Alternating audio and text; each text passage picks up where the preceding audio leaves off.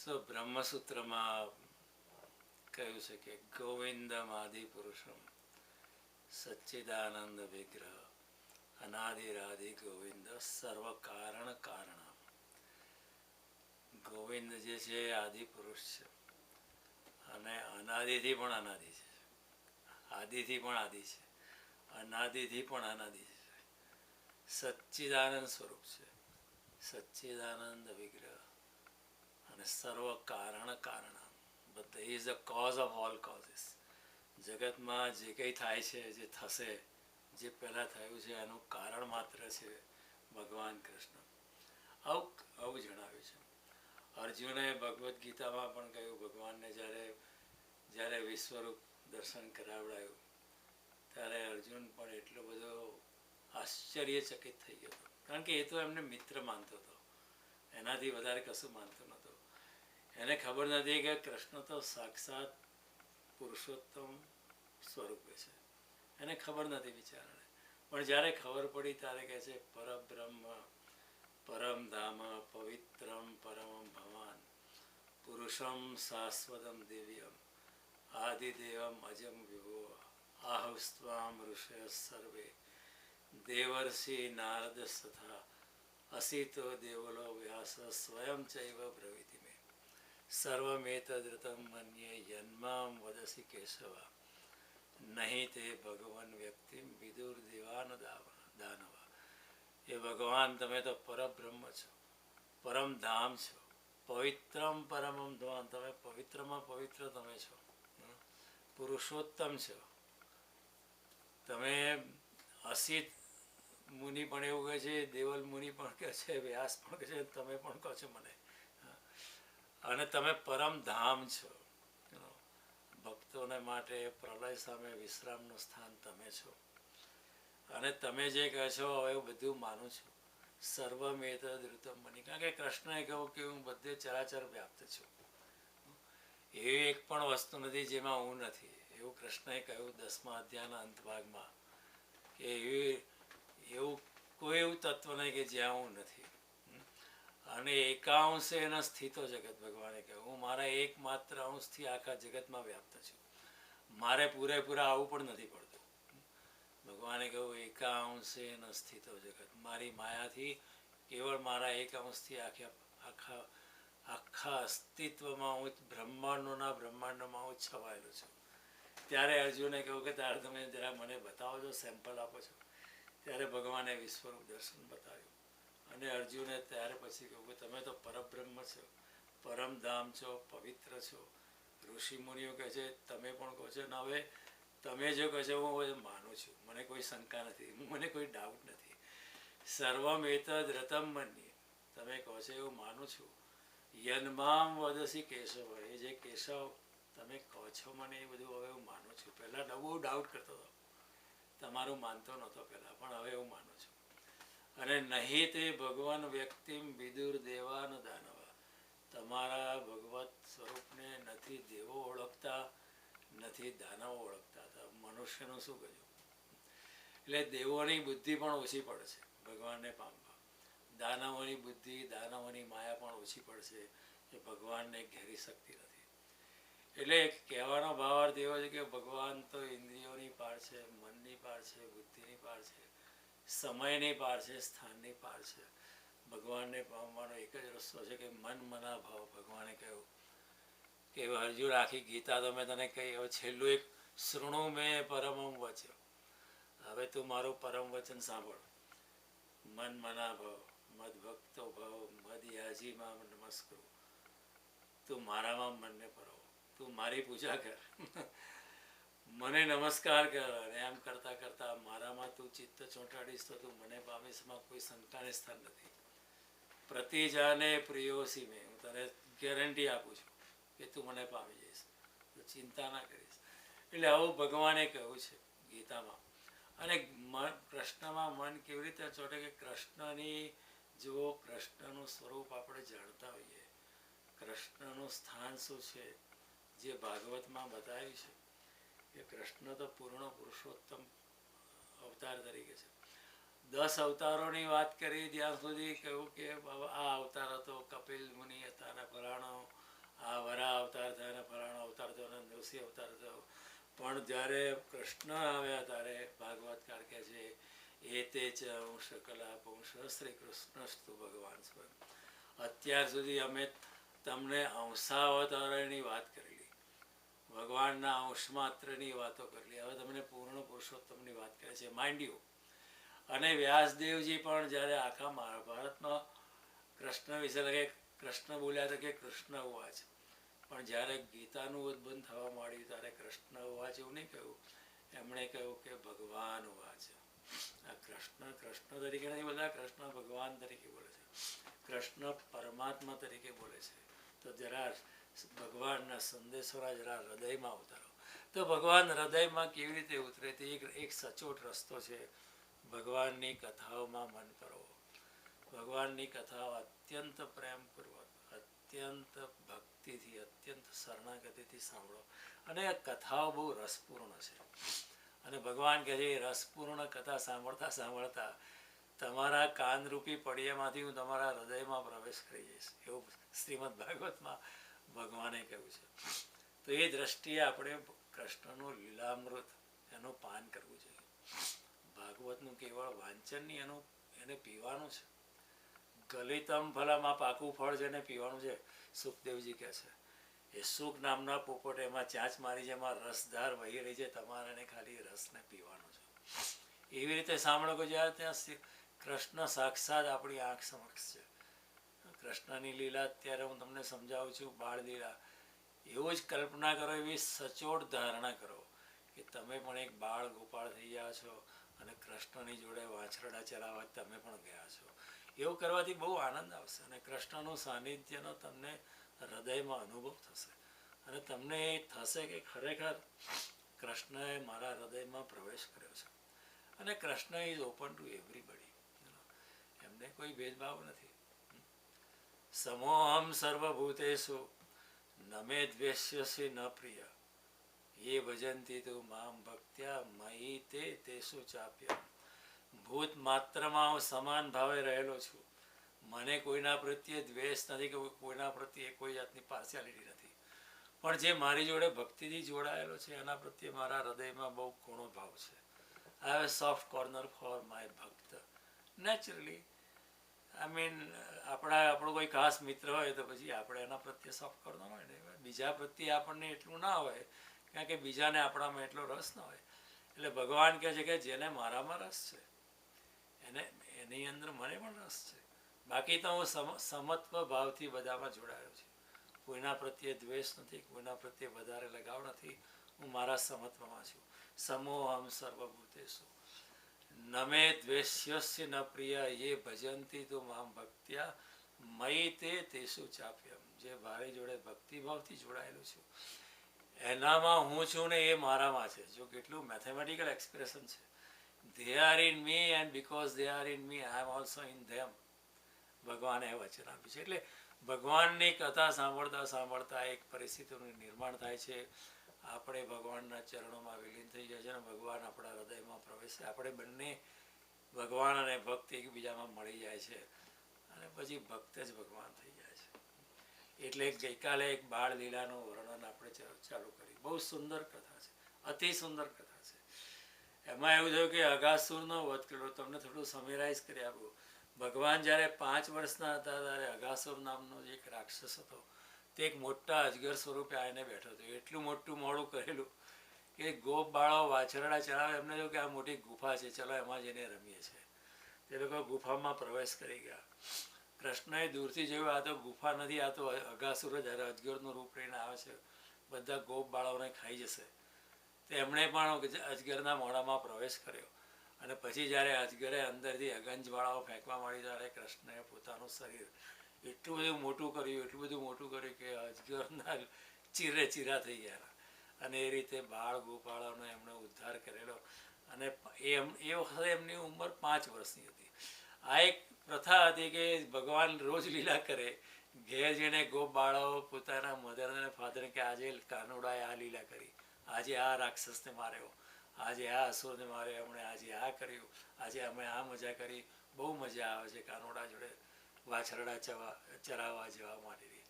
અને પ્રથા એવી હતી, જે ગોપો હતા, ફાધર્સ જે હતા તે એ ગાયોને એટલે ગોવર્ધન પર્વત પર ચરાવવા લઈ જતા હતા.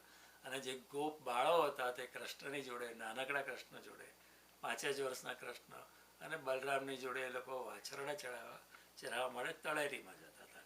એટલો ફેર હતો. એટલે કંઈ ને કંઈ કૃષ્ણ લીલા કરે, ઘેર જઈને કે.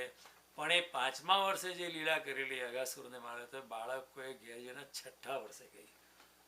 એટલે પરીક્ષિત રાજાને એક આશ્ચર્ય છે કે આમ રોજની કથા રોજ કથા, પણ 5મા વર્ષમાં 5 વર્ષના ભગવાન હતા અને જે લીલા કરી અગાસુરને માર્યો, એ લીલા એમણે ઘેર જઈને 6ઠ્ઠા વર્ષે કહી.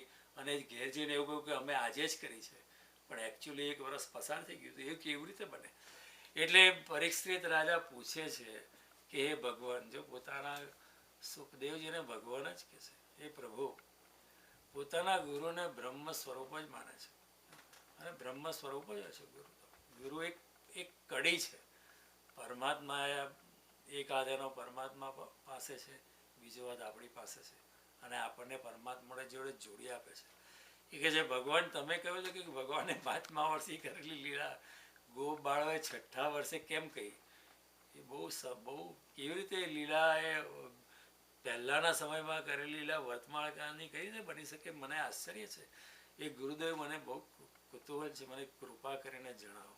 મને લાગે છે જરૂર આમાં ભગવાન કૃષ્ણની કોઈ વિચિત્ર માયા છે, કારણ કે કોઈ બીજી વ્યક્તિની તાકાત નથી કે એવું કરી શકે. એટલે સુખદેવજી પણ બહુ ખુશ થયા. અને એમણે પરીક્ષિતે કહ્યું તમે એમને વારંવાર કથા કહો અને એમને કોઈ યાર રિપીટેશન કરો, અમને વાંધો નથી, રિપીટ ઇટ. અમને એના અમૃત પીવાનો બહુ આનંદ આવે છે. અને એ જ વસ્તુ અર્જુને પણ કૃષ્ણને કહી છે ગીતામાં, ભૂય કથા તૃપ્તિર્હિ શૃણવતો નાસ્તિ મે મૃતમ. એ ભગવાન તમે મને જે કહો છો એમ બહુ જ ગમે છે. વારંવાર કહો, doesn't matter if it is repetitive. Tell me again and again. મારી તૃષ્ણા છુપાતી નથી. અને તમે વધારે વારંવાર કહો છો મને બહુ પ્રિય લાગે છે. અને મારી તૃષ્ણા અને હું અમૃત પાન કરી મને બહુ આનંદ. Please keep go on saying. હું એકદમ સળવા કાન રાખીને બેઠો છું. એ બુદ્ધ પણ એકનું એક વચન 6 વાર કહેતા હતા. અને જે બોધિસત્વ, જે આગળના શિષ્યો, તમને બહુ આનંદ આવતો હતો. ભલે એકનું એક વાક્ય હોય, પણ આપણા જમાનામાં છે કે હવે આ તો બધું જોયેલું છે, ડોન્ટ બોર મી. અધ્યાત્મ જગતમાં એવું નથી. ગુરુના વચનમાં લોકોને અમૃત પીવાનો આનંદ મળે છે.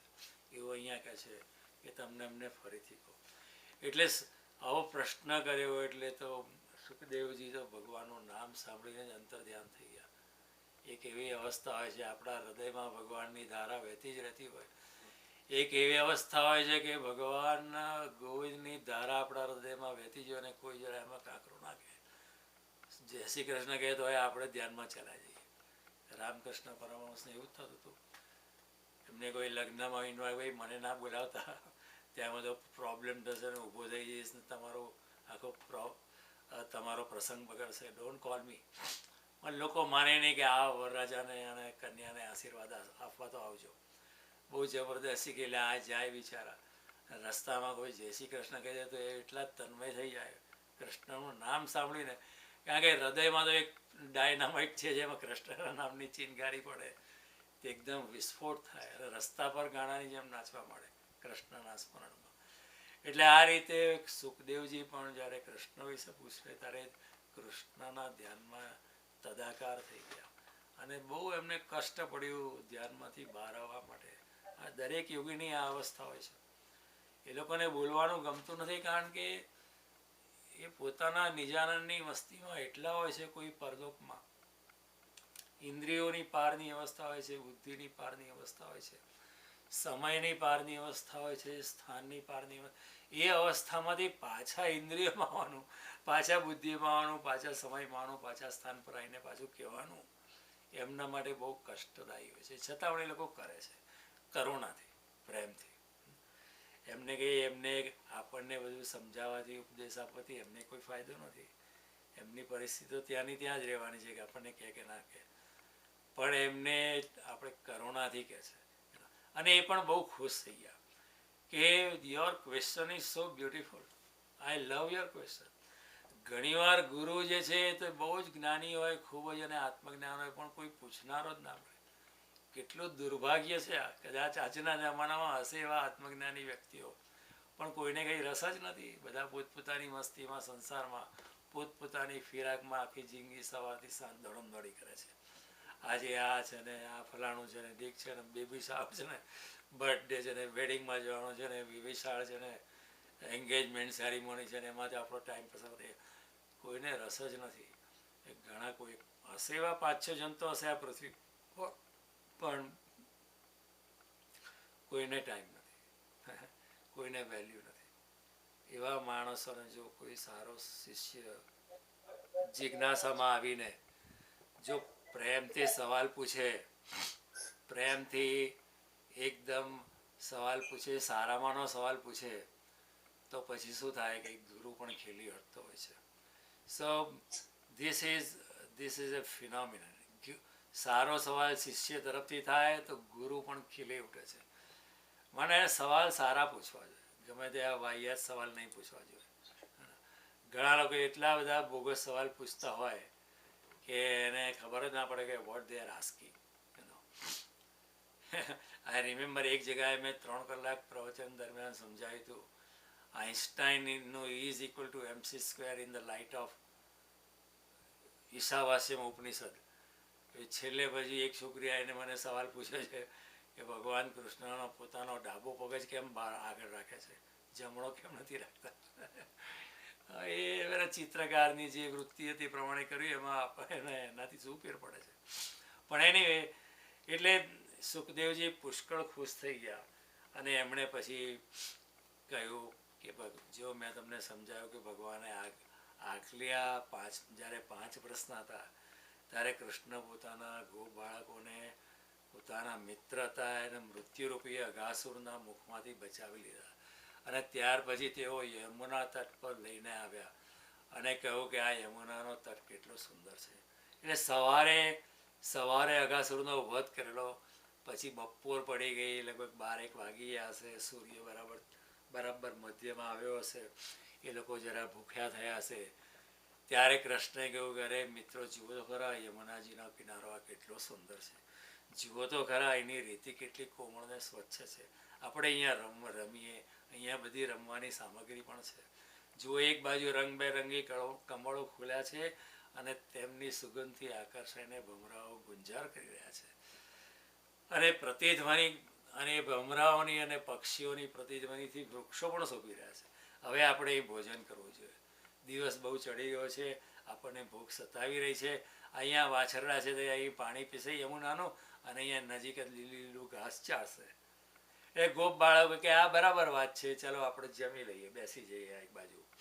એટલે વાછરડાને પાણી પીવડાવ્યો અને લીલા ઘાસમાં ચરવા છોડી દીધા કે અહીંયા નજીકમાં એ લોકો છે આપણે આપણું ભોજન કરીએ. એ દરેક જણા પોતપોતાના શિકા, પોતપોતાનું લંચ બોક્સ ખોલીને એ બધા જમવા બેઠા. અને એટલી ગોળ પંક્તિમાં બેઠેલા, જો ભાગવતકાર બહુ કહે છે, એ ગોળ પંક્તિમાં ગોપ બાળો એકબીજાને અડીને બેઠા હતા. પણ એમની દ્રષ્ટિ ક્યાં હતી? દ્રષ્ટિ કૃષ્ણ તરફ હતી. અને કૃષ્ણને જોઈને એટલા પ્રફુલ્લિત થતા હતા.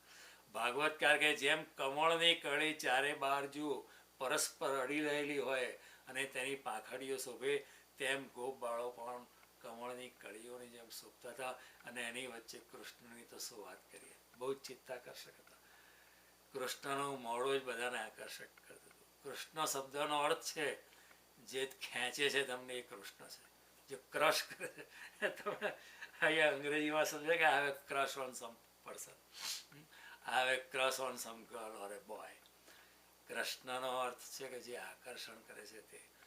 કોઈ ફૂલ તે કોઈ પાંદડા, કોઈ અંકુરો, કોઈ ફળોના સિક્કાઓની, કોઈ વૃક્ષોના છાલોની, વળે કોઈ પથ્થરોના પાત્રો બનાવીને તેમાં દરેક બાળક પોતાની વાનગીઓના સ્વાદને વખાણી જમવા મળ્યા. કઈ થાળી બાળી કઈ હતું નહીં, પથ્થર પર જરા સાફ કરીને એના પર મૂકી દીધું, પાંદડા પર મૂકી દીધું, બધી પાંખડીઓ હતી એના પર ફૂલો પર મૂકી દીધું, ત્યાંથી ખાવા મળ્યા. અને એ લોકો વાનગીઓના સ્વાદને વખાણે. ભગવાન પણ બીજા કોઈ પોતાનું લંચ ખાતા નથી, એકબીજાના બીજામાંથી ખાતા હતા.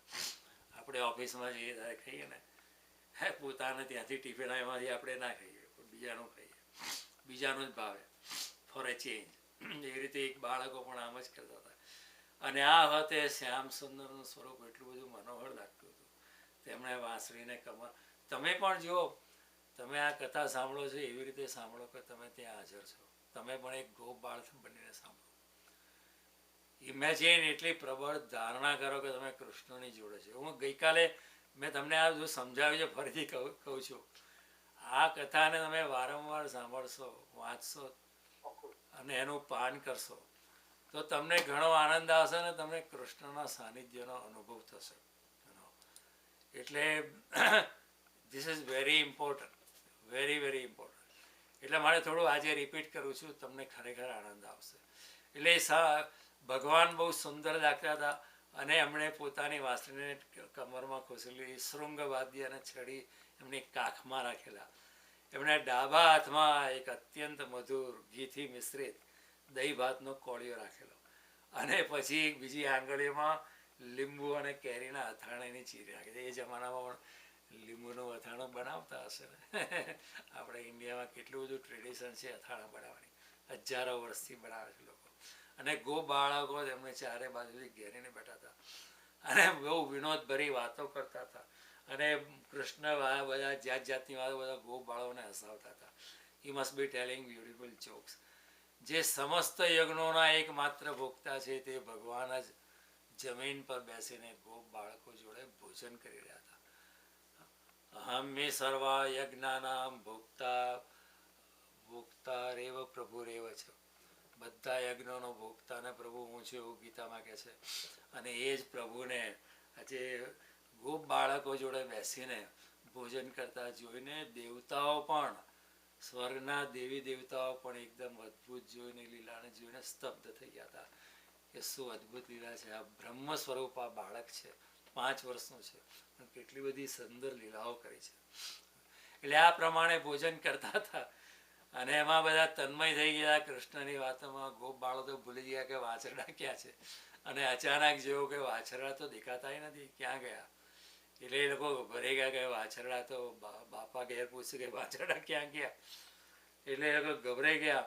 પણ કૃષ્ણએ શું કહે, ડોન્ટ વરી માય ફ્રેન્ડ, તમે ભોજન કરવાનું ચાલુ રાખો, હું હમણાં વાછરડાને લઈને આવું છું. એમ કહીને કૃષ્ણ જે હાથમાં દહીં ભાતનો કોળિયો હતો અને અથાણાની ચીરી હતી આંગળીઓ પર, એ લઈને કૃષ્ણ છે તે વાછરડાઓને શોધવા માટે નીકળી ગયા. અને બહુ જગ્યાએ ગયા, પર્વતોમાં ગયા, ગુફાઓમાં ગયા, વનરાઈઓમાં ગયા, ભયંકર બિહામણા સ્થાનોમાં ગયા અને મિત્રોના વાછરડાને શોધવા ચાલી નીકળ્યા. પરંતુ બ્રહ્માજી જે છે ને તે એમણે આ કૃષ્ણની બધી લીલાઓ પહેલાં જોઈ હતી, અઘાસુરને મારેલો, તેમને એમના ભગવાનના પ્રભાવથી અને અઘાસુરનો જે મોક્ષ એમણે કર્યો, અઘાસુરને માર્યો પણ એનો પાછો મોક્ષ કરી દીધો, પોતાનું તેજ એનામાં સ્થાપીને એનો પણ ઉદ્ધાર કરી દીધો. એ જોઈને બ્રહ્માને બહુ આશ્ચર્ય થયું કે આ 5 વર્ષનો છોકરો કેવી રીતે કરે છે. અને એમણે વિચાર કર્યો કે આ લીલાથી જે મનુષ્ય બાળક બની ગયા છે ભગવાન, એની કોઈ વધારે સોલિડ મારે લેવા જોઈએ, બીજી મનોહર મહિમાવાળી લીલા મારે જોઈ છે. આ બધું તો ઠીક છે કે ભગવાન કરી શકે, પણ એક એવી લીલા જોઈ છે કોઈ દાડો પૃથ્વી પર કોઈ એક કરી ના હોય એવી લીલા મારે જોઈ છે.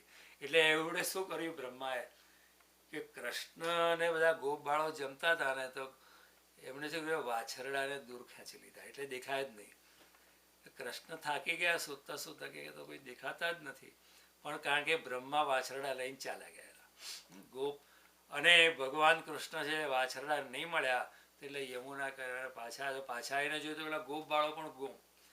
એટલે બ્રહ્માએ શું કર્યું, કૃષ્ણ જોડે જરા રમત કરી, કૃષ્ણની જોડે જરા સ્માર્ટનેસ કરી કે વાછરડાને ગુમ કરી દીધા અને બધા પાછા આવ્યા ત્યારે ગોપ બાળો પણ નહીં.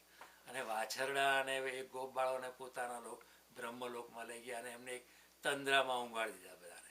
ઓકે, એટલે કૃષ્ણ પાછા આવ્યા જંગલમાં, પાછું ફરીને ચારે બાજુ જોયું પણ ગોપ બાળકો નહીં મળ્યા, વાછરડાએ નહીં મળ્યા. એટલે કૃષ્ણએ થોડું અંતર ધ્યાન થઈને જોયું કે આ બ્રહ્મા જરા મારી જોડે રમત કરી રહ્યા છે, કંઈ નહીં એમને રમત કરવા દો, એમને પણ હું મારી લીલા બતાવું છું હવે, ડોન્ટ વરી અબાઉટ ઇટ.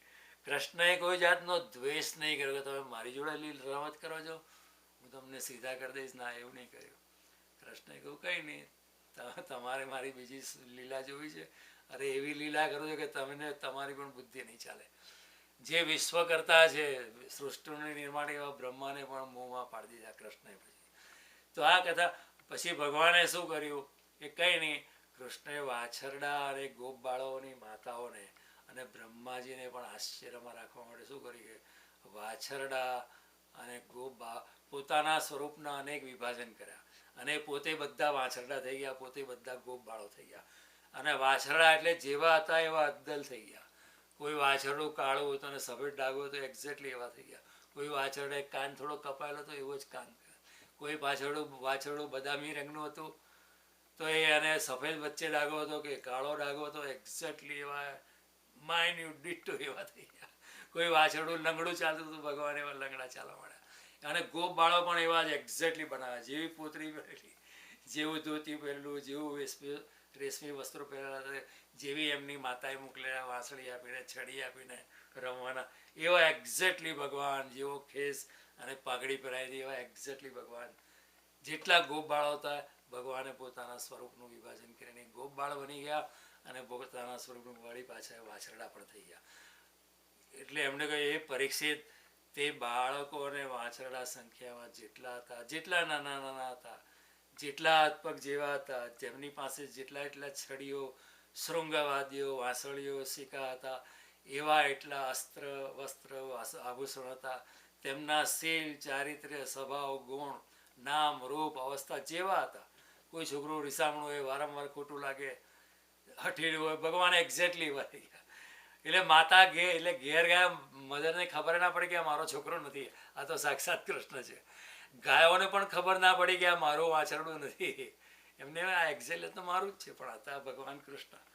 જે પ્રમાણે તેઓ ખાતા પીતા ચાલતા, ચાલ જેવી હોય બરાબર એવા જ તેટલા જ રૂપોમાં સર્વસ્વરૂપ ભગવાન પ્રગટ થઈ ગયા. અને તે સમયે આ સંપૂર્ણ જગત વિશ્વરૂપ છે. જેવું ભગવાન કહે છે ને, હું તો ચારે બાજુ વ્યાપ્ત છું, મારા એકમાત્ર અંશથી સમગ્ર જગતમાં વ્યાપ્ત છું. 10મા અધ્યાયમાં છેલ્લા ભાગમાં એમણે કહ્યું, એકાંશેન સ્થિતો જગત, એકમાત્ર અંશથી સમગ્ર વિશ્વમાં વ્યાપ્ત છું. એ જે વેદવાણી છે, ગીતાનું વાક્ય છે, અહીંયા ભગવાને સાક્ષાત કરીને બતાવ્યું. એ આ સંપૂર્ણ જગત તો પરમાત્મા સ્વરૂપ છે. એ વેદવાણી જાણે મૂર્તિમંત થઈને પ્રગટ થઈ હોય એવું સુખદેવજી કહે છે, એવું લાગ્યું. અને શરૂઆતમાં ભગવાન પોતે જ વાછરડા બની ગયા અને પોતે જ ગોપ બાળ પણ બની ગયા. પોતાના જ આત્મ સ્વરૂપ વાછરડાને, પોતાના આત્મ સ્વરૂપ ગોપ બાળોને ઘેરીને પોતાની સાથે અનેક પ્રકારની પછી ગાયોને હાંકી ને એવી રીતે કહેતા, ગાયો એટલે પોતાને જ હાંકી, વાછરડાને હાંકીને લઈ ગયા, મીન્સ પોતાના સ્વરૂપોને જ હાંકવાનું નાટક કર્યું મળે. એટલે આપણે કે જાય લીલા છે ભગવાનની. લીલા એટલે શું? જે નાટક ભગવાન કૃષ્ણ અને રામે કર્યા, જે એમાં કોઈને એમને કોઈ કર્મના ફળની આશા નથી, માટે આપણે એને લીલા કહીએ છીએ. ઘણા જિંદગીમાં બહુ ડ્રામા કરતા હોય છે, પણ એ ડ્રામા પાછળ એમનું પોલિટિક્સ હોય છે. ભગવાન નથી કહું, કોઈ પણ જાતની આશા નથી, કામના નથી. ભગવાન હંમેશા આનંદિત છે. ભગવાન કેમ હંમેશા આનંદિત છે? કારણ કે એમને કોઈના કર્મના ફળની આશા નથી. આપણે આનંદિત કેમ નથી? કારણ કે કર્મના ફળની આશા હોય છે ને આપણા પ્રમાણે ન થાય, આપણે ધાર્યું એ પ્રમાણે ન થાય, એટલે પછી આપણું મોઢું ચડી જાય અને આપણે દુઃખી થઈ જાય. નોટ ઓનલી આપણે દુઃખી થઈએ, આપણી આજુબાજુ હોય એને પણ આપણે દુઃખી કરીએ. પણ ભગવાનને તો કોઈ ગોલ જ નથી. મારું જીવન honor and shame from no condition rise. Act well your part, there all honor lies. Life is a stage, we are all actors on this stage. શેક્સપિયરે જે કહ્યું છે, ભગવાન એ પ્રમાણે જ વર્તતા હતા, એક લીલા કરતા હતા. લીલા શબ્દ બહુ સુંદર છે. એક જાતનું નાટક, એવું નાટક કે એમાં નાટક કરીએ, એમાં કલાકારને થોડું એવું હોય કે લોકો તાળીઓ પાડશે, પ્રશંસા કરશે, અને મારો જે ડિરેક્ટર થોડા પૈસા પગાર વધારે આપશે. કૃષ્ણ એટલે નાટક કરી પણ એને આપણે લીલા કહી, કારણ કે એમને કોઈ સ્વાર્થ જ નહીં. જેવા જે આવે તે કરવાનું. એટલે પોતાના જ આત્મ સ્વરૂપ વાછરડાને હાંકતા આત્મ સ્વરૂપ ગોપ બાળકો દ્વારા પોતાની સાથે અનેક પ્રકારની રમત, પોતાની જાતે જ રમતા, પોતાની જોડે બીજા ગોપ બાળકો જોડે રમે, મીન્સ પોતાના સ્વરૂપ જોડે જ રમતા એમને વ્રજમાંથી દાડે સાંજે પ્રવેશ કર્યો.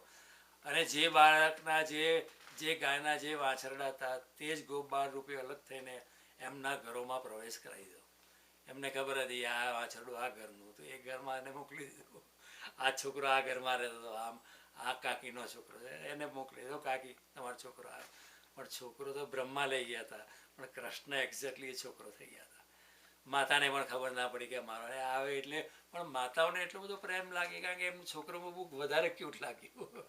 અને ગાયોને પણ પોતાનો વાછરડો વધારે પ્યારું લાગે કે આ બહુ એકદમ ક્યુટ થઈ ગયું છે આજે, ખબર નહીં શું થયું, કારણ કે અંદર કૃષ્ણ છુપાયેલા. એટલે ગોપ બાળકોની માતાઓ જે વાંસળીઓનો મધુર સાંભળતા તુરત જ દોડી આવી. ગોપ બાળક બનેલા પરબ્રહ્મ કૃષ્ણને પોતાના બાળક સમજીને ઉઠાવીને જોરથી હૃદય ચાપ્યા. વાત્સલ્યતાની અધિકતાને લીધે તેમના સ્તનોમાંથી દૂધ સ્ત્રવી રહ્યું હતું. એમને પોતાના બાળક ઉપર એટલો બધો પ્રેમ આવ્યો કે એવું જનરલી થાય નહીં, પણ એમણે કોઈ જાતના પ્રયત્ન વિના એમના સ્તનમાંથી દૂધ વાત્સલ્યના પ્રતીક તરીકે નીકળવા મળ્યું. અને ગાયો પણ એમના વાછરડા આવ્યા એટલે અચાનક એમના આંચળમાંથી દૂધની ધાર વહેવા મળી.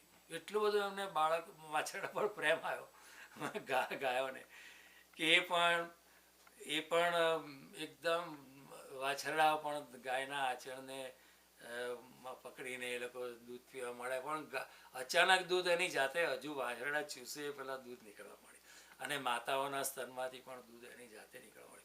અને આમ તો બાળકો જરા મોટા થઈ ગયા હતા, એવું નથી કે માતાનું દૂધ પીતા હતા, મોટા થઈ ગયા પણ એ લોકોએ એટલું બધું દૂધ ને કે એમણે પોતાના બાળકોને પાન કરાવવા માંડ્યું. પરીક્ષિત કહે છે કે એ પરીક્ષિત આ જ પ્રમાણે રોજ સંધ્યા સમયે ભગવાન શ્રી કૃષ્ણ તેના બાળકોના રૂપમાં વનમાંથી પાછા આવતા અને પોતાના બાળકોચિત લીલાઓથી માતાઓને આનંદિત કરતા. તે માતાઓ તેમને મર્દન, સ્નાન, વિલેપન તેમજ સુંદર સુંદર અલંકારો અને વસ્ત્રોથી સજાવીને નજર ના લાગે એટલા માટે ગાલ પર કાળું ટપકું કરે અને માથા પરથી પાણીનો લોટો ઉતારીને નજર ઉતારે કે આજે બહુ જ સુંદર લાગે, મારો છોકરો નજર લાગશે. પણ સુંદર લાગે એનું કારણ તો અંદર કનૈયો છુપાયેલો હતો અને કનૈયાનો આવિર્ભાવ, એનું સ્મિત, એની આંખોના એનો જે મુખારવિંદ છે, એનું જે ભંગ છે એ ભાવભંગીમાં એટલી સુંદર હોય, માતાને એટલો પ્રેમ ઉપજે અને પિતાઓને પણ એટલો પ્રેમ ઉપજે. અને પ્રેમથી ભોજન કરાવે માતા, જાત જાતના લાડ પ્યારથી તેમનું લાલન કરતી. ગોવાલણોની જેમ ગાયો પણ જ્યારે જંગલમાંથી ચરીને વાછરડા પાછા આવે અને ગાયો પણ જંગલમાંથી ચરીને પાછી આવે ત્યારે ગાયો જોરથી પોતાના વાછરડાને બોલાવે, ભાંભરવું. ગાયો પણ વાછરડાઓ પણ તેમનું ભાંભરવું સાંભળીને વાછરડા એકદમ દોડી મૂકીને તેમની પાસે છે. ત્યારે ગાયો એમને જીભથી ચાટીને દૂધ પીવડાવતી અને એટલા જોરથી ચાટતી હતી કે જાણે ખાઈ જશે. કારણ કે ગાયોને પણ વાછરડાઓ પ્રત્યે એટલો બધો પ્રેમ કે એટલા જોરથી ચાટતી હતી વાછરડાને. એ અદ્ભુત દ્રશ્ય થયું. આખા વ્રજની અંદર કોઈને ખબર ના પડી કે આ શું ચાલી રહ્યું છે. બધી માતાઓને પોતાના બાળકો પ્રત્યે એટલો બધો પ્રેમ, એટલો બધો માતાઓને પણ ખબર નહીં પડી કે કેમ આટલો પ્રેમ આવે છે કે સ્તનમાંથી ઓટોમેટિક દૂધ નીકળે, એવું હાર્ડલી બને. અને એટલા મોટા બાળકો થઈ ગયા તો પણ એમને સ્તનપાન કરાવવાનું ચાલુ કર્યું.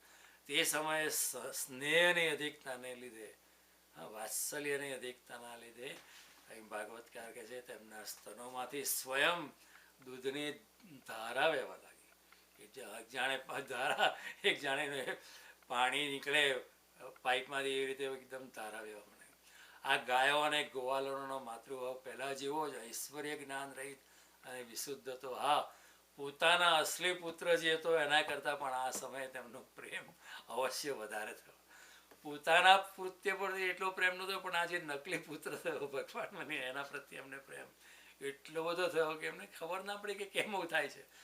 ભગવાને પણ શું કર્યું કે તેમના મૂળ પુત્રો જેવો જ પુત્ર ભાવ દેખાડ્યો. ભગવાન જાણતા હતા કે હું એમનો પુત્ર નહોતો, પણ એમણે એ માતાઓને પણ એવો ભાવ કે હું તમારો જ છોકરો છું મમ્મી, આંટી હું તમારો જ છોકરો છું, મમ્મી હું તારો જ છોકરો છું. પણ કૃષ્ણ જાણતા હતા કે હું એમનો છોકરો નથી, પણ કૃષ્ણએ પણ એટલી બધી લીલા કરી, એટલા જોરથી પ્રેમ માતાને ભેટી પડે કે માતા તો ખુશ થઈ જાય કે મારો છોકરો કેટલો પ્રેમ ભરેલો છે, સોજીલો છે. એટલે આ રીતે ભગવાને માતાઓએ ખૂબ પ્રેમ કર્યો, એટલે પોતાના ઓરિજિનલ પુત્ર પ્રત્યે એટલો પ્રેમ નહોતો, એનાથી વધારે 100 ગણો વધારે પ્રેમ કર્યો. અને ભગવાને પણ રેસિપ્રોકેટ કર્યું. અને પણ ભગવાનમાં ભગવાનની અંદર તે બાળકો જેટલો મોહ નહોતો, હું આપનો પુત્ર છું, ભગવાનને કોઈ માયા નથી, એ તો માયા રહિત જ રહેલા. પણ માતાઓની માયા બાળકો પ્રત્યે બહુ વધી ગઈ, ગાયોની માયા વાછરડા પ્રત્યે બહુ, પણ એ વાછરડા તરીકે ભગવાન બહુ મોહથી બહુ એકદમ પોતાની તુરી અવસ્થામાં રહેતા હતા. પોતપોતાના બાળકો પ્રત્યે વ્રજવાસીઓ સ્નેહની વેલ રોજે રોજ 1 વર્ષ સુધી વધતી રહી. 1 વર્ષ સુધી આ ડ્રામા ચાલ્યો, 1 વર્ષ સુધી આ લીલા ચાલી. ત્યાં સુધી કે પહેલો તેમનો કૃષ્ણમાં અપાર અને અપૂર્વ પ્રેમ હતો, તેવો જ તેમના બાળકોમાં થઈ ગયો. એ બધી વ્રજની જે માતાઓ હતી એમને કૃષ્ણ પ્રત્યે બહુ પ્રેમ હતો, પણ જેવો પ્રેમ પહેલાના કૃષ્ણ પ્રત્યે એવો જ પ્રેમ એમને બાળકો પ્રત્યે થઈ ગયો. ગાયોને પણ કૃષ્ણ બહુ ગમતા હતા, પણ ગાયોને કૃષ્ણ ગમતા હતા, જે કૃષ્ણ ગમતા હતા એવો જ પ્રેમ કૃષ્ણ પ્રત્યે જે પ્રેમ હતો એ પ્રેમ એમને પોતાના વાછરડા પર થઈ ગયો, કારણ કે એમને ખબર નહીં કે વાછરડા તો કૃષ્ણ જ છે. આ પ્રમાણે શરૂઆતમાં કૃષ્ણ વાછરડા અને ગોપ બાળોને બાને ગોપાલ બનીને પોતાના બાલરૂપ વત્સરૂપનું પાલન કરતા 1 વર્ષ સુધી વન અને ગોષ્ઠી ક્રીડા કરતા રહ્યા. આ ડ્રામા 1 વર્ષ સુધી ચલાવ્યો. રોજ સવારે પછી બધા એ જ પોતાના જ ગોપ બાળો લઈને પોતાનો સ્વરૂપ ગોપ બાળો લઈને પોતાનો જ સ્વરૂપ વાછરડા લઈને ભગવાન ક્રીડા કરવા રોજ બ્રજમાં વાછરડાને ચરાવવા લઈ જાય. 1 વર્ષ પૂરું થવામાં 5-6 રાત્રિ બાકી હતી, ત્યારે ભગવાન કૃષ્ણ અને બલરામ અને સાથે વાછરડા ચરાવવા ગયા હતા, અને એક અભૂતપૂર્વ દ્રશ્ય થયું. એ સમયે જે ગાયો હતી, મોટી ગાયો, તે ગોવર્ધનના શિખર પર ઘાસ ચરી, કારણ કે એમના ફાધર્સ જે હતા એ ગાયોને ગોવર્ધનની ટોચ પર દે, કારણ કે નાના વાછરડા ચડી ના શકે અને નાના ગોપબાળો એટલું ઊંચું ચડી ના શકે, એટલે કે તમે નીચે ચરાવો, અમે ઉપર ચરાઈશું. તે સમયે ગાયો ગોવર્ધનના શિખર પર ઘાસ ચરી રહી હતી. ત્યાંથી તેમણે વ્રજ પાસે ઘાસ ચરી રહેલા ગાયો દૂર જે છે ને વાછરડા નીચે જોયા, દૂરથી. મનુષ્યને તો દેખાય નહીં, પણ ગાયોને દેખાયા. જેવો પોતાના વાછરડાઓને પર્વતની ટોચ પરથી જેવા જોયા, ગાયોને પોતાના વાછરડા પ્રત્યે એટલો બધો પ્રેમ ઉભર્યો કે વાછરડાને જોતા જ ગાયોનો વાત્સલ્ય સ્નેહ વધી જતા તે પોતાની સુદબુદ્ધ ગુમાવી. જાણે ગોપી કૃષ્ણ જોઈને સુદબુદ્ધ ગુમાવી બેઠી, એવી જ રીતે ગાયો પોતાના વાછરડા જે કૃષ્ણ સ્વરૂપ જ હતા એ જોઈને પોતાનું ભાન ભૂલાવી બેઠી. અને ગોવાળોએ બહુ રોકી એમને, પણ એ પરવા જ ના કરી, અને ટેકરાને ઉતરાય એવું નહોતું, પણ ગાયોએ પોતાની જાનની પણ પરવાણી કરી અને એટલા જોરથી દોડી, ગબડતી દોડી, અને તે સમયે તેમના જે થન હતા, એમના જે આંચળામાંથી દૂધ એકદમ વહેવા માંડ્યું, બધું વેસ્ટ થવા માંડ્યો, કારણ કે એમને એટલો બધો પ્રેમ આવ્યો કે પોતાના છોકરાઓને, અને એમની કાંધમાંથી ડોકને વાળી એટલી ફાસ્ટ દોડતી હતી, એટલે ભાભરતી પૂંછડું અને માથું ઊંચું કરીને એટલા વેગથી દોડી, એટલી ફાસ્ટ દોડી ગાયો કે જાણે એમના 2 પગ જ હોય એવું લાગતું. એટલી બધી એક જાતનું દ્રશ્ય સર્જાયું, બધી ગાયો સામટી દોડતી હતી. એટલે તમે પેલું જે તમને જુઓ તો એમ ના લાગે કે ગાયના 4 પગ છે, 2 જ પગ દેખાય તમને, કારણ કે એટલા ફાસ્ટ દોડે, 2 પગ જ બધી ગાયોના દેખાતા હતા. એક દ્રષ્ટિ સાતવ્ય થયું, એને લીધે એવું લાગે જાણે એમના 2 જ પગ હતા. જે ગાયોને બીજા વાછરડા થઈ ચૂક્યા હતા તે પણ ગોવર્ધનની તળેટીમાં પોતાના પહેલા વાછરડા પાસે દોડી આવી. એ અમુક ગાયોએ સવારે જ એ ગોવર્ધનની તળેટી પર કોઈ નવા પોતાના બાળકને વાછરડાને જન્મ આપ્યો હતો, એ અવસ્થામાં પણ એ ગાયો પોતાની પહેલા જૂના વાછરડાને જોઈને દોડતી આવી ગઈ અને તેમને સ્નેહવશ દૂધ પીવડાવવા લાગી. તે સમયે વાછરડાનું શરીર પ્રેમથી ચાટી લાગ્યું, જોરથી ચાટ્યું, અને એવું લાગ્યું કે જાણે વાછરડાને તે પેટમાં ખાઈ જશે, એટલા જોરથી ચાટતી હતી. અહીંયા સુખદેવજી કહે છે કે એટલા જોરથી ગાયો ચાટવા માંડી પોતાના બાળકોને, વાછરડાને, કે જાણે હમણાં પોતાના પેટમાં ગળી જશે. ગોવાળોએ તેમને રોકવાનો બહુ પ્રયત્ન કર્યો, પણ બધા પ્રયત્ન નિષ્ફળ થયા. એટલે તેમને પોતાની વિફળતા પર બહુ ગ્લાનિ આવી અને ગાયો પર ક્રોધ આવ્યો કે અમારું માન્યું કેમ નહીં, કારણ કે ગાયો જનરલી માનતો હોય ગોવાળોનું, પણ આજે તો માની જ નહીં. તેઓ પણ મહા મહેનતે મુશ્કેલી ભર્યા માર્ગથી, બધા ઝાંખરાવાળા રસ્તા હતા, એમાંથી ધીરે ધીરે ગાયોની પાછળ દોડતા નીચે આવ્યા. પણ ત્યાં તેમણે શું જોયું, વાછરડાની સાથે પોતાના બાળકો પણ હતા, ગોપ બાળકો પણ હતા. એના બાળકોને જોતા જ આ જે પિતાઓ હતા એમનું હૃદય એટલું બધું પ્રેમ રસથી તરબોળ થઈ ગયું કે બાળકો પ્રત્યે સામાન્ય રીતે માને બાળક પ્રત્યે પ્રેમ હોય, પણ અહીંયા પિતાને બાળકો પ્રત્યે એટલો બધો પ્રેમ આવ્યો કે બાળકો પ્રત્યે અનુરાગની ભરતી આવી ગઈ, એકદમ મોટો સમુદ્ર છલકાઈ ગયો.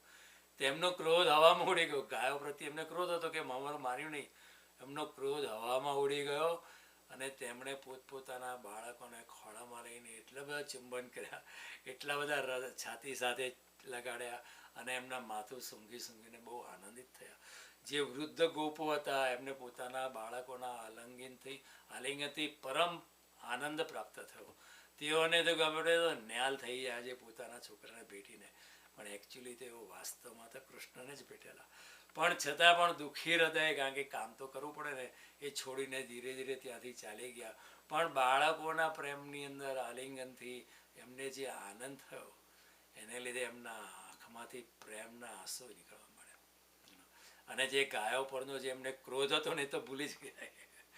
તો બલરામજીએ જોયું કે વ્રજવાસી ગોપો, ગાયો, ગોવાલણો અને તે સંતાનો પર પણ કે જેમણે પોતાની માતાનું દૂધ પીવાનું છોડી દીધું હતું, આ છોકરા મોટા થઈ ગયા કે માતાનું દૂધ થોડા પીએ, પણ એ લોકો પણ માતાનું દૂધ પીવા માંડે. અને માતાઓ પણ કંઈક ગાંડી થઈ ગઈ છે, આટલા મોટા છોકરાને કંઈ દૂધ પીવડાતું હોય, પણ માતાઓ પ્રેમથી એટલી વેવડ થઈ કે પોતાના આટલા મોટા છોકરાને પણ દૂધ પીવડાવવા માંડે. અને કૃષ્ણ કે કંઈ નહીં માતા, તો દૂધ પીવડાવે છે, હું દૂધ પીશ, વાંધો નથી, તું આટલા પ્રેમથી મને આપે છે, હું તો ભાવનો ભૂખ્યો છે. કૃષ્ણ કહે છે મન મનાવો, હરી આવો પ્રેમ કે મોલ. પ્રેમથી ભગવાન છે. ભગવાન પણ કે આટલું મોટો થઈ જાય કે માતાનું દૂધ થોડું પીવાતું હોય, પણ ભગવાન કે પ્રેમ આગાડી બધી શિષ્ટાચાર બાજુ પર મૂકી દેવાનો.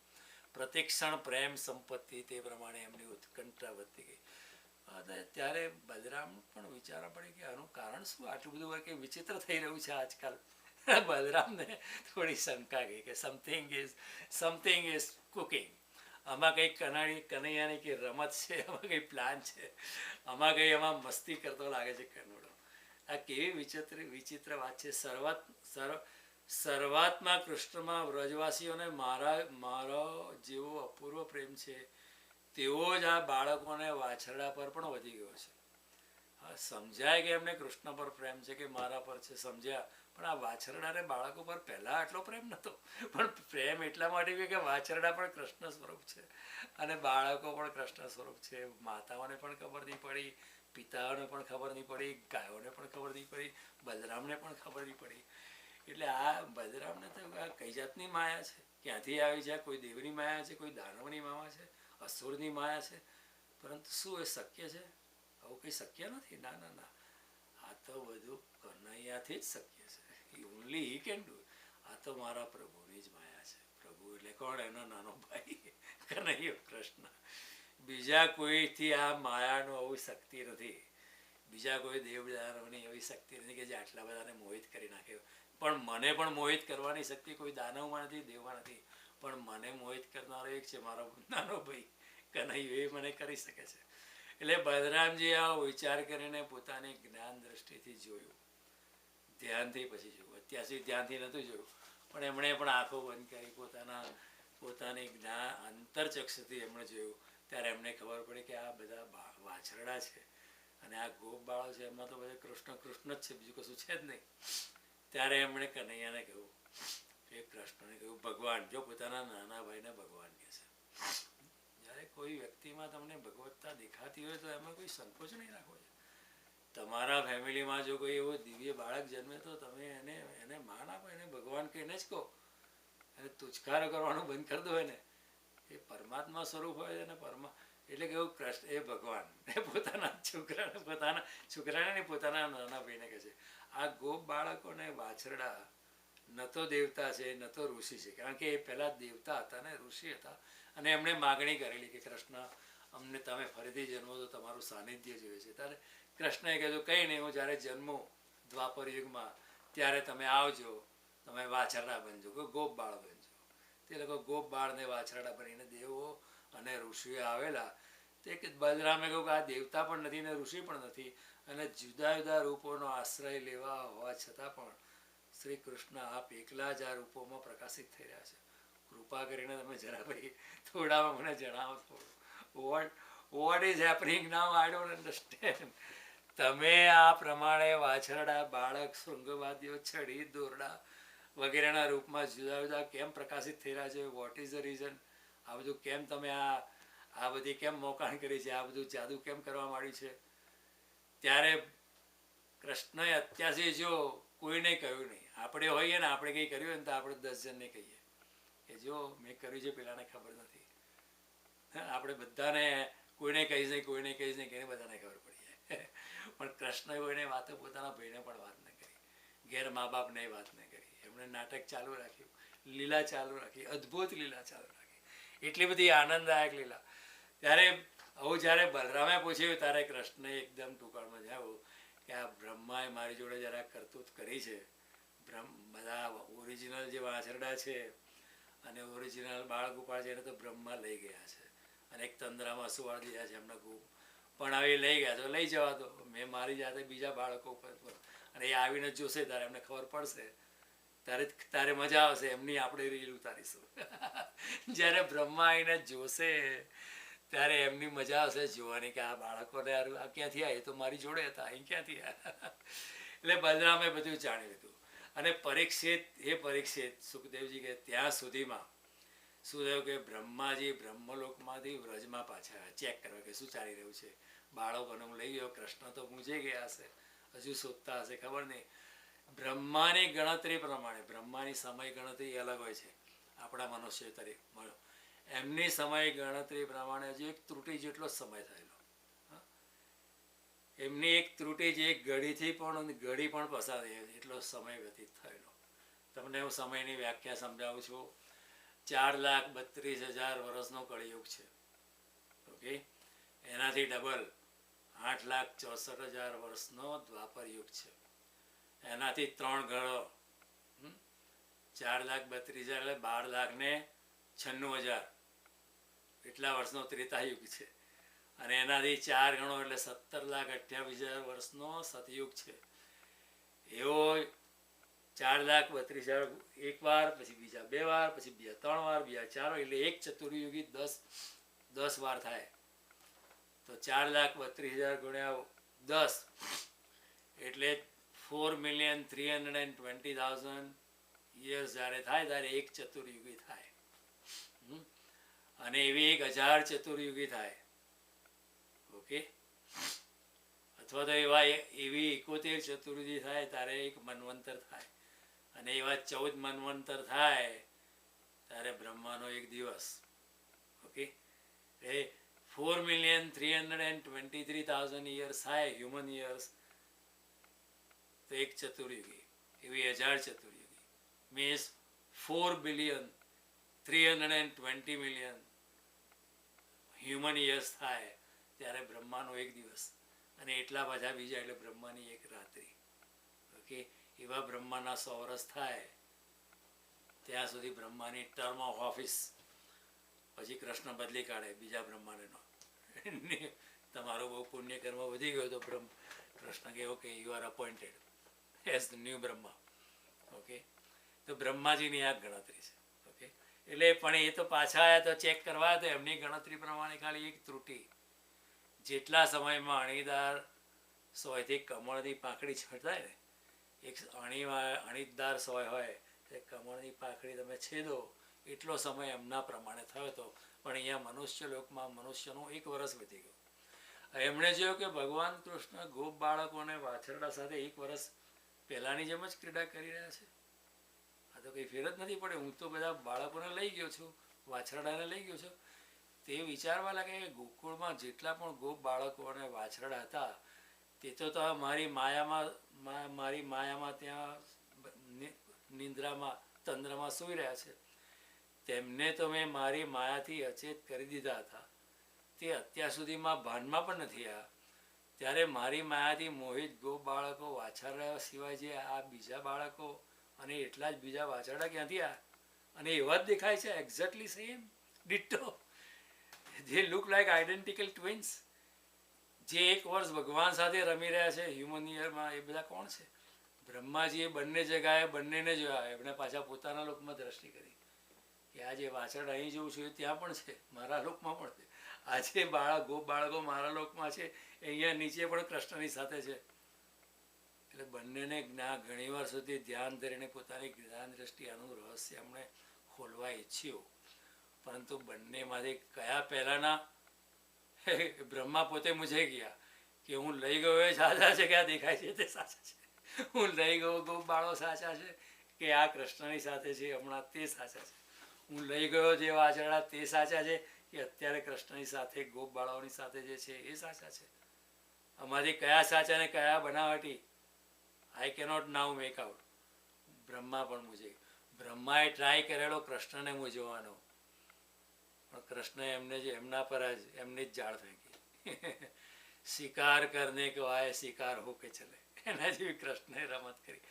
ભગવાન કૃષ્ણની માયામાં તો બધા મુગ્ધ થઈ રહ્યા, પરંતુ પોતાની પણ માયા અને મોહ ભગવાનનો સ્પર્શ પણ ના કરી શકે. ભગવાન કહે છે મને માયા અડકી શકતી નથી. આદિત્ય વર્ણ તમસ પરસ્તાદ, ભગવાન કહે છે ગીતામાં, મને માયા અડકી પણ શકે, મને કોઈ મોહમાં નાખી શકે તેમ નથી, કારણ કે હું તો જ્ઞાન સ્વરૂપ છું. બ્રહ્માજી તે જ ભગવાન કૃષ્ણની પાસે માયાથી મોહિત કરવા નીકળી પડ્યા હતા.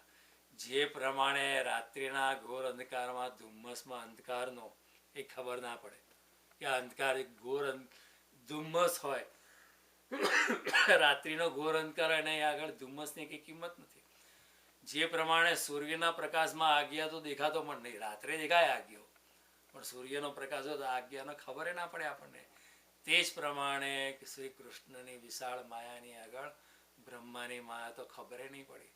તે જ પ્રમાણે ક્ષુદ્ર પુરુષો મહાપુરુષો પર પોતાની માયાનો પ્રયોગ કરે ત્યારે તેમને કશું બગાડી શકતા નથી, ઉલટું પોતાનો જ પ્રભાવ ગુમાવી બેસે છે. બ્રહ્માને તો આ તો મારાથી પણ વધારે ઉચ્ચ કક્ષાનું કંઈ કર્યું છે. બ્રહ્માજી વિચારી રહ્યા હતા કે તેમની સાથે જે ગોપ બાળકોને વાછરડાના રૂપમાં કૃષ્ણ જ દેખાવા લાગ્યા. બધે જ ઘનશ્યામ પિતાંબરધારી શંખ ચક્ર ગદા પદ્મ ધારણ કરેલા ચતુર્ભુજ.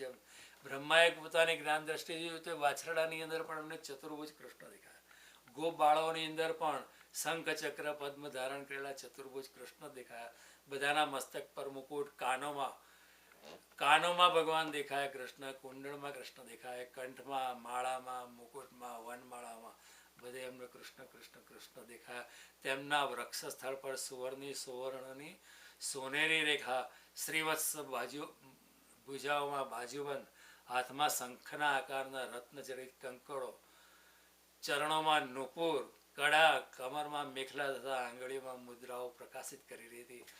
અને તેમણે નખથી શિખા સુધી સમસ્ત અંગોમાં કોમળ નૂતન તુલસી માળા ભગવાને પહેરી લીધી. જે તમે અહીંયા ચિત્રમાં જોઈ શકો છો. આ એક ઇસ્કોન આર્ટિસ્ટે આટલું સરસ તમને જુઓ કે આ કૃષ્ણ ઊભા છે અને બ્રહ્મા પછી માફી માંગે છે અને સ્તુતિ કરે છે, આપણે જોઈશું પછી. પણ આ એક this an artist representation, is a very beautiful representation. કે 5 વર્ષના કૃષ્ણ ઊભા, 6 વર્ષના આવે, બ્રહ્માજી 1 વર્ષ પછી આ 6 વર્ષના કૃષ્ણ ઊભા છે અને બ્રહ્માજી આવીને એમનો પ્રણામ કરે છે કે sorry, I tried Maya on you, મારે એવું નહોતું કરવાનું. તેમણે નખથી શિખા સુધી સમસ્ત અંગોમાં કોમળ અને નૂતન તુલસીની માળાઓ ધારણ કરી હતી. તેમનું મંદ હાસ્ય ચાંદની જેવું ઉજ્જવળ હતું અને એમના કમળ જેવા નેત્રોની કટાક્ષ ભરી ચિતવન અત્યંત મધુર લાગતી, જેવું તમે એ ચિત્રમાં જોઈ રહ્યો છો. કેટલા સુંદર લાગે છે બાળકૃષ્ણ, એમની આંખો જુઓ, એમણે જે વસ્ત્રો ધારણ કર્યા છે. એવું ચિત્રકાર તો શું કરી શકે, પણ જે સાચા હશે તો ચિત્રકાર કરતા પણ, ચિત્રકાર તો પોતાની જેટલી કલ્પના પહોંચે એટલું કરી શકે, એમની યથામતી યથાશક્તિ કરે, પણ ભગવાનનું એ રૂપ તો અદ્ભુત હશે. તેમનું મંદ હાસ્ય વગેરે જોઈને એવું લાગ્યું કે તેઓ જાણે બંને નેત્રો દ્વારા સત્વગુણ અને રજોગુણનો સ્વીકાર કરીને ભક્તોના હૃદયમાં શુદ્ધ લાલસાઓ જગાડી તેની પૂર્તિ કર્યા છે. બ્રહ્માજી એ પણ જોયું કે તેમના જેવા બીજા બ્રહ્માથી લઈને, જો એમણે જો કે તેમના જેવા બીજા બ્રહ્મા પણ દેખાય એમને, તેમના જેવા બીજા બ્રહ્માથી લઈને 3 સુધીના, ઘાસ સુધીના બધા ચરાચર જીવો મૂર્તિમાન થઈને નાચતા ગાતા અનેક પ્રકારની પૂજા સામગ્રીથી અલગ અલગ ભગવાનના બધા રૂપોની ઉપાસના કરી રહ્યા હતા. ઘાસ પણ ભગવાનની પૂજા કરી રહ્યું હતું અને એમના જેવા બીજા બ્રહ્મા પણ ભગવાનની પૂજા કરી રહ્યા. તેમને અલગ અલગ અણીમા મહિમા વગેરે પાછી સિદ્ધિઓ હતી. મેં તમને સમજાવ્યું હતું એકવાર 18 પ્રકારની સિદ્ધિઓ, અને અણીમા મહિમા અને લઘુમાં એ મુખ્ય સિદ્ધિઓ છે. માયા વગેરે વિભૂતિઓ અને મહત તત્વો વગેરે 24 તત્વો ચારે બાજુથી ભગવાનની આગળ બિઠાયેલા હતા. આ બધું બ્રહ્મા જ જોઈ શકતા હતા.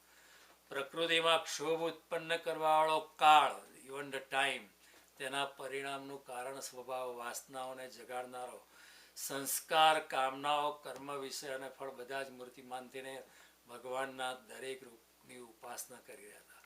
ભગવાનના સત્તા અને મહત્તાની આગળ તે બધા સત્તાની અને મહત્તા જે છે પોતાનું અસ્તિત્વ ખોઈ બેઠી હતી. બ્રહ્માજીએ જોયું કે તેઓ બધા ભૂત, ભવિષ્ય, વર્તમાન કાળ દ્વારા સીમિત નથી. આ ભગવાનનું સ્વરૂપ તો ત્રિકાલાતીત છે, ત્રિકાલાબાધિત છે, અબાધિત છે, સત્ય છે. તે બધા સ્વયં પ્રકાશ ભગવાનના જે કંઈ બધા સ્વરૂપ હતા, વાછરડા તરીકે કે ગોપ બાળકો તરીકે, એ બધા જ સ્વયં પ્રકાશિત અને અનંત આનંદ સ્વરૂપવાળા હતા.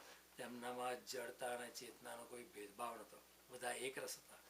ત્યાં સુધી કે ઉપનિષદના જાણકાર અને તત્વદર્શીઓથી દ્રષ્ટિ પણ તેમનો અનંત મહિમાનો તાક કાઢી શકતા નહોતા, સ્પર્શ પણ નહોતા કરી શકતા. આ પ્રમાણે બ્રહ્મા એકી સાથે જોયું આ તો બધા પરબ્રહ્મ પરમાત્મા સ્વરૂપો જ છે અને તેનાથી જ અખિલ વિશ્વ ચરાચર બધું વ્યાપ્ત થઈ રહ્યું છે. જેમ કૃષ્ણનું વિશ્વરૂપ દર્શન જોઈને અર્જુન મુગ્ધ થઈ ગયો હતો, એવી રીતે બ્રહ્માજી પણ ચારે બાજુ એમને કૃષ્ણ સિવાય બીજું કશું દેખાયું નહીં. એ પણ અત્યંત આશ્ચર્યજનક દ્રષ્ટિએ જોઈને બ્રહ્માજી ચકિત થઈ ગયા અને તેમની 11 ઇન્દ્રિયો, એટલે શું 5 કર્મેન્દ્રિયો, હાથ, પગ, મોઢું, નાક અને ઉત્સર્ગ અવયવ અને જનનેન્દ્રિય, 5 જ્ઞાનેન્દ્રિયો, આંખ છે, કાન છે, નાક છે, તો જીભ છે, એ બધી જ્ઞાનેન્દ્રિયો છે, અને એક મન. એ બધું બ્રહ્માજીનું સ્તબ્ધ થઈ ગયું, ખબર જ નહીં પડી કે આ શું છે. તેઓ ભગવાનના તેજથી પોતાનો તેજ ખોઈ બેઠા. ભગવાનના તેજથી નિસ્તેજ થઈને મૌન થઈ ગયા, ચૂપ જ થઈ ગયા. શું બોલવાનો કોઈ અવકાશ જ ના રહ્યો, શું બોલવું એ પણ ખબર નહીં પડે. જાણે વ્રજના અધિષ્ઠાતા દેવની પાસે એક પૂતળી ઊભી હોય ને એવા બ્રહ્મા એક પૂતળી જેવા થઈ ગયા. એ ચિત્રમાં દેખાય છે ને, એક પૂતળી. પરીક્ષિત, આ પ્રમાણે ભગવાનનું સ્વરૂપ તો તર્કથી પાર છે. ભગવાન તમારી બુદ્ધિમાં ના આવી શકાય. ભગવાન તર્કથી પાર છે, બુદ્ધિથી પાર છે. તર્કમાં આવી શકે નહીં, બુદ્ધિથી પાર છે. અણુમાં આખો વડ સંકેલ્યો એના મૂળ ઊંધા મોરારજી. મોરના ઈંડામાં તે રંગ પુરારે મોહન, તેમ કેણે કર્યા કીર્તાર. આવી તારી કળા છે અપરંપાર, એમાં પહોંચે ના રે વિચાર. એમાં મનુષ્યનો કે દેવોનો કે દાનવોનું કશું ચાલે એમ નથી.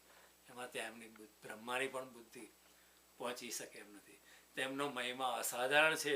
તેઓ સ્વયં પ્રકાશ આનંદ સ્વરૂપ, માયાથી પર બ્રહ્મ વિના બીજું કશું છે જ નહીં. એવું કહેવા માટે નેતિ એટલું જ ઉપનિષદો કહી શકે છે. ઉપનિષદોએ બધું બહુ જોયું. ઉપનિષદના કે પરમાત્માનું વર્ણન કરવા એમને કશું પણ પરમાત્મા જોડે એની સરખામણી કરી શકાય નથી. માટે એમણે કહ્યું ન ઇતિ પણ નેતિ કહ્યું. પરંતુ બ્રહ્મને કહી શકતા નથી, બ્રહ્મનું વર્ણન કરી શકાતા નથી. બ્રહ્મ તો વર્ણનની પણ પાર છે. આવા ભગવાન કૃષ્ણના મહિમામાં બ્રહ્માજી બધું શું છે, હું શું જોઈ રહ્યો છું એમ જ્યારે મૂંઝાઈ ગયા, એવા અસમર્થ થઈ ગયા, એમની આંખો જ બંધ થઈ ગઈ. આટલું બધું જોઈને હું કૃષ્ણ પર મારી માયા નાખવા ગયો હતો, પણ હું પોતે જ હવે મૂંઝાઈ ગયો છું કે આ શું છે આ બધું. એમની આંખો બંધ થઈ ગઈ અને બ્રહ્માજીની આવી દયાજનક સ્થિતિ જાણીને અજન્મા ભગવાને માયાનો પડદો જરા હટાવી લીધો. આનાથી બ્રહ્માજીને બ્રહ્મજ્ઞાન તેઓ તો જાણે ફરીથી જીવતા થયા. સચેત થઈને તેમણે જેમ તેમ કરીને બહુ કષ્ટથી, એમની આંખ ખુલતી નથી પણ ધીમે ધીમે ચોળીને આંખ ખોલી ત્યારે ક્યાંક એમને પોતાનું શરીર અને જગત દેખાયું. અત્યારે ચારે બાજુ કૃષ્ણ દેખાતા હતા, જગત તો દેખાયું જ નહીં. પોતે પણ નહોતા દેખાતા, પોતાનું શરીર જ પોતે નહોતા જોઈ શકતા, એવું થઈ ગયું. પણ પછી કૃષ્ણએ કૃપા કરી, ત્યારે ધીમે ધીમે એમને જગત દેખાયું, પોતાનું શરીર દેખાયું. બ્રહ્માજી ચારે ચારો બાજુ જોવા લાગ્યા. ત્યાં પેલા દિશાઓ, અને પછી ત્યાં તુરત જ એમની પાસે પહેલું જે 1 વર્ષ પહેલાંનું જે વૃંદાવન હતું તે દેખાયું. વૃંદાવન સર્વેને પ્રિય અને સર્વત્ર પ્રિય છે. જ્યાં જુઓ ત્યાં જીવોને જીવન આપવાવાળા ફળ અને વૃક્ષોની પંક્તિઓ શોભી રહી છે. ભગવાન કૃષ્ણની લીલા ભૂમિ હોવાથી વૃંદાવનમાં ક્રોધ, તૃષ્ણા વગેરે પ્રવેશ કરી શકતા નથી. બ્રહ્માજીએ વૃંદાવનનું દર્શન કર્યા, જેવું કે અદ્વિતીય પરબ્રહ્મ ગોપ વંશના બાળકનું જેવું નૃત્ય, બાળક જેવું નૃત્ય ભગવાન કરી રહ્યા છે. તે એક જ હોવા છતાં તેના મિત્રો છે, અનંત હોવા છતાં આમ તેમ ઘૂમી રહ્યા છે. તેમનું જ્ઞાન અગાધ હોવા છતાં પણ તે ગોપ બાળકોને અને વાછરડા, એટલે કૃષ્ણએ પણ પાછું થોડું નાટક ચાલુ રાખ્યું. પહેલાં જે વાછરડાને શોધવા નીકળ્યા તેવી રીતે શોધી જ રહ્યા, પાછા શોધવા મળ્યા. અને વળી પાછો હાથમાં દહીંને ભાતનો કોળિયો, વાછરડાને શોધે, ગોપ બાળકોને શોધે. બ્રહ્માજીને પણ આશ્ચર્ય કે આ તો બ્રહ્મ સ્વરૂપ છે, પણ અત્યારે કેવી લીલા કરી રહ્યો છે, કે અદ્વિતીય અનંત છે છતાં પણ અત્યારે ગોપ બાળકોને વાછરડાઓને શોધી રહ્યા છે. બ્રહ્માજીએ જોયું કે ભગવાન પહેલાંની જેમ હાથમાં દહીં ભાતનો કોળિયો લઈને એ બધા વાછરડાને શોધી રહ્યા છે. તે જ પ્રમાણે એકલા જ તેમને શોધી રહ્યા છે. એટલે જ્યાંથી જે પોઈન્ટ પરથી બ્રહ્માજી ગાયોને લઈ ગયા હતા, વાછરડાને લઈ ગયા હતા અને ગોપ બાળકોને, એ જ પોઈન્ટ પર પાછા કૃષ્ણ હાજર થઈ ગયા. અને એ just pretended is looking for them. ભગવાનને જોતા જ બ્રહ્માજી છે પોતાના વાહન પરથી એકાએક કૂદી પડ્યા અને સુવર્ણ જેવા તેજસ્વી શરીરથી, એમનું સુવર્ણ જેવું શરીર તેજસ્વી હતું. પૃથ્વી પર દંડની એક લાકડી પડે, એક લાકડી જમીન પર પડે એમ ભગવાન બ્રહ્માજી કૃષ્ણના ચરણોમાં સાષ્ટાંગ દંડવિત થઈ. એક લાકડી પડે તે, એવું નહીં કોઈ મનુષ્ય પડે કે બ્રહ્માજી પડે, એક લાકડી પડે એવી રીતે ભગવાન પડી ગયા. અને સુવર્ણ જેવા તેજસ્વી શરીરથી પૃથ્વી પર દંડની જેમ પડી ગયા. અને તેમણે પોતાના ચારેય મુકુટોના અગ્રભાગથી, અહીં તમને 4 મુકુટ દેખાય છે ચિત્રમાં, એમની બધી આણીથી એમણે ભગવાનના ચરણ કમળો સ્પર્શ કરીને નમસ્કાર કર્યા અને આનંદના આંસુના ધારાથી તેમને ભીંજવી દીધા. એમણે ભગવાનનો પદ ધોયા. કેવી રીતે ધોયા? પોતાના આંસુથી ધોયા. That is a best thing. તેઓ ભગવાન શ્રી કૃષ્ણના અગાઉ જોયેલા મહિમાનું વારંવાર સ્મરણ કરીને તેમના ચરણોમાં પડી જતા ઉઠીને પાછા, એ ઉઠવા જાય વળી પાછા પડી જાય. એમને એવું થાય કે આ તો અદ્ભુત લીલા કરી, વળી પાછા ચરણમાં પડી. વારંવાર ઉઠવા જાય ને વારંવાર પડી જાય પાછા. આવું રેરલી બને. તમે કોઈ ગુરુને પગે તમે ઊભા થઈ જાઓ થોડી વાર, પણ આ વારંવાર પડ્યા જ કરે. એ પડતા જ રહ્યા. અને કોણ પડ્યું? કોઈ સામાન્ય મનુષ્ય નહીં, બ્રહ્મા પડી રહ્યા. એ ધીરે ધીરે ઉઠ્યા અને નેત્રોના આંસુ લૂછ્યા. પ્રેમ અને મુક્તિના એકમાત્ર દાતા ભગવાનને જોઈને તેમનું મસ્તક નમી ગયું. એ ધ્રુજવા લાગ્યા અને હાથ જોડીને વિનમ્ર ભાવથી, નમ્રતાથી, એકાગ્રતાની સાથે ગદગદ વાણીથી ભગવાનની સ્તુતિ કરવા માંડ્યા. પછી બ્રહ્માજી ભગવાનની બહુ અદ્ભુત સ્તુતિ કરી છે. એ સ્તુતિ આપણે વાંચવા જેવી છે, સમજવા જેવી છે. ઇન્દ્રએ પણ જ્યારે ભગવાનની કસોટી કરેલી, ભગવાને પછી ગોવર્ધન પર્વત ઉંચકી લીધો અને ઇન્દ્રનું કશું ચાલ્યું નહીં, ત્યારે ઇન્દ્રને પણ પોતાની ભૂલ સમજાઈ અને ભગવાનના ચરણોમાં લાકડીની જેમ પડી ગયો હતા ઇન્દ્ર. અને પછી ઇન્દ્રએ પણ ભગવાનની સ્મૃતિ કરેલી. બાકી એમ કરીને એટલું સરસ એવું વચનો બોલેલો ઇન્દ્ર ભગવાન કે મેં તમારી કસોટી કરી, તમે મને માફ કરજો. અને બ્રહ્માજી પણ અશ્રુની ચોધાર ધારાથી ભગવાનના ચરણોમાં લાકડીને જેમ પડીને ભગવાનને કહ્યું, તમે મને માફી આપજો, please, I should not have done this. અને એ જે સ્તુતિ છે એની અંદર અધ્યાત્મ ભરેલો છે, એની અંદર જ ભગવદ્ ગીતા ભરેલી છે. જે સ્તુતિને આપણે જ્યારે આવતા શુક્રવારે US ટાઈમ અને આવતા શનિવારે according to our India time સવારે 6:30 વાગે, US ટાઈમ 9 PM જ્યારે મળીશું ત્યારે આપણે બ્રહ્માજીની સ્તુતિ લઈશું. એ સ્તુતિ બહુ અદ્ભુત છે, પણ આ કૃષ્ણની લીલા પણ અદ્ભુત છે. This is one of the best લીલા. એ સાંભળીને, એ જોઈને બ્રહ્માજી પણ મોહી પડ્યા આ શું મારી પણ બુદ્ધિ ચાલતી નથી.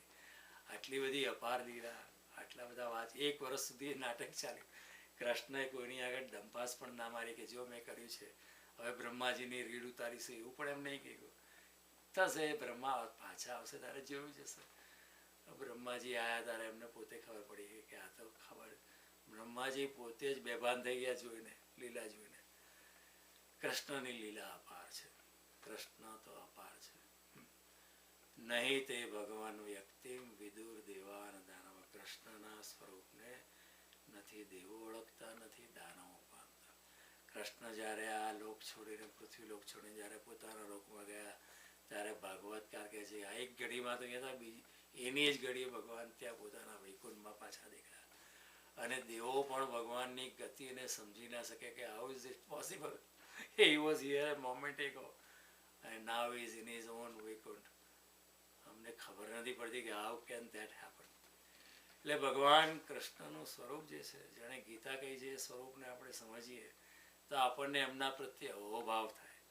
અને આપણે એમના પ્રત્યે અહોભાવ થાય તો આપણને ગીતાનો એક એક શ્લોક વાંચતા વાંચતા આપણા રોવાટા ઊભા થઈ ગયા. આ તો કહેનારો કૃષ્ણ છે, કોઈ નથી. પૂર્ણ પુરુષોત્તમ પરમાત્મા છે, જેણે વિશ્વરૂપ દર્શન કરાવડાયું. દેવતાઓ હોય છે પણ દેવતાઓ પૂર્ણ પુરુષોત્તમ નથી હોતા. They are demigod sort of.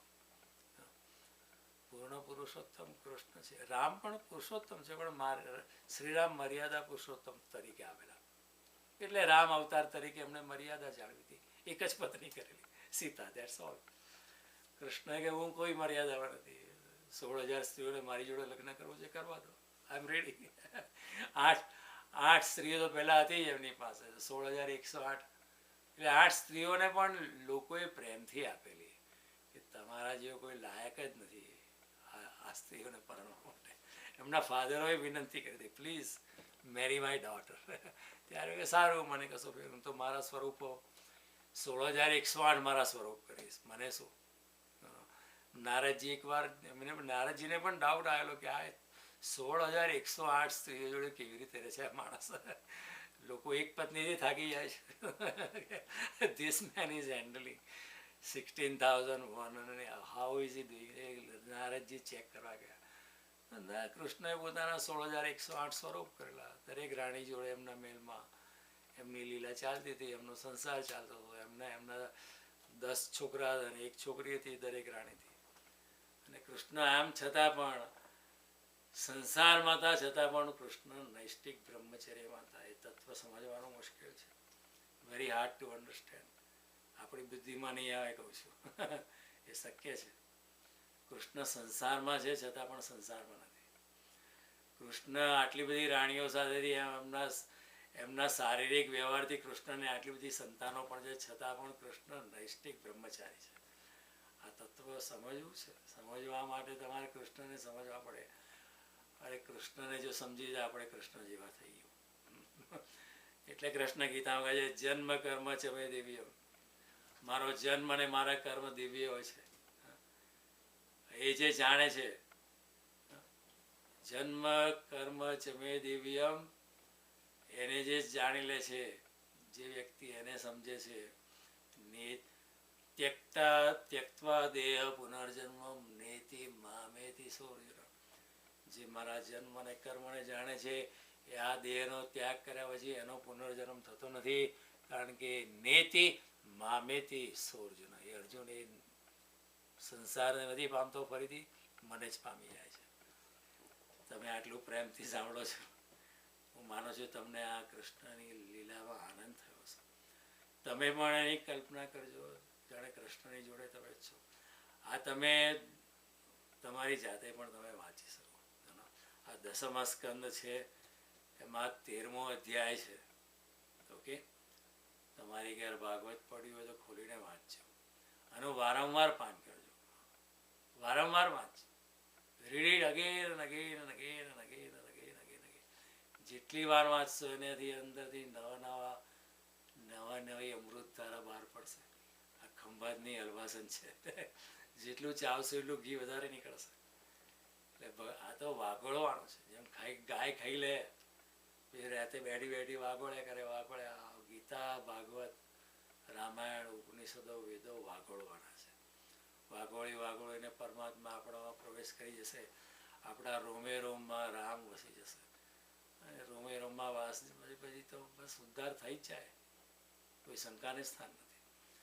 તો આવતા શુક્રવારે US time 9 PM, India's time Saturday 6:30 AM આપણે મળીશું અને આપણી આ જે યાત્રા છે, દિવ્ય યાત્રા, એને આપણે આગળ ધપાવીશું. અને બ્રહ્માજીએ જે સ્તુતિ કરી છે કૃષ્ણની, એ સ્તુતિનો આપણે અભ્યાસ કરીશું, એની છણાવટ કરીશું. અને બ્રહ્માજી જે સ્તુતિ કરે છે એમને નથી કર્યા, ગદગદ વાણીથી ભગવાનની સ્તુતિ કરે છે. સો એ પણ સ્તુતિને આપણે સમજવાની જરૂર છે. ઓકે, તો થેન્ક યુ વેરી મચ. જય શ્રી કૃષ્ણ બધાને.